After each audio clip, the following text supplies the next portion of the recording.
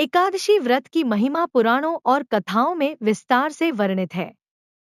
एक ऐसी ही प्रेरणादायक कहानी है भीलनी की, जो दिखाती है कि सच्चे भाव से किया गया कार्य किस प्रकार भगवान को प्रसन्न करता है। बहुत समय पहले की बात है। एक भीलनी जंगल में रहती थी।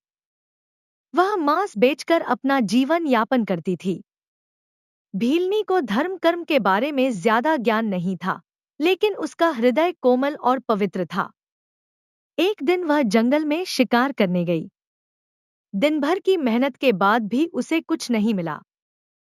थकीहारी वह पास के एक तालाब के किनारे पहुंची, जहां एक साधु तपस्या कर रहे थे।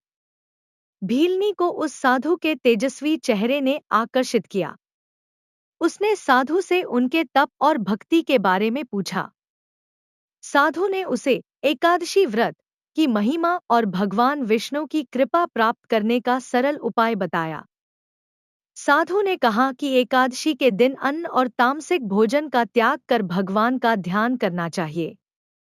यह सुनकर भीलनी ने ठान लिया कि वह भी एकादशी का व्रत रखेगी। अगले दिन एकादशी थी। भीलनी ने पूरे दिन भोजन नहीं किया और भगवान विष्णु का नाम जपती रही। उसका भाव इतना पवित्र था कि भगवान विष्णु स्वयं उसकी भक्ति से प्रसन्न हो गए। उन्होंने उसे दर्शन दिए और आशीर्वाद दिया कि उसका जीवन पवित्र हो गया है। इस घटना ने भीलनी के जीवन को पूरी तरह बदल दिया।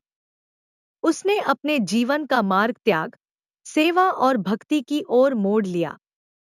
यह कहानी हमें सिखाती है कि ईश्वर के लिए जाति, कर्म या पेशा महत्वपूर्ण नहीं है। केवल सच्चा भाव और भक्ति ही महत्व रखते हैं। एकादशी व्रत न केवल पापों का नाश करता है, बल्कि आत्मा को शुद्ध कर ईश्वर के समीप ले जाता है। भीलनी की यह कथा हमें यही संदेश देती है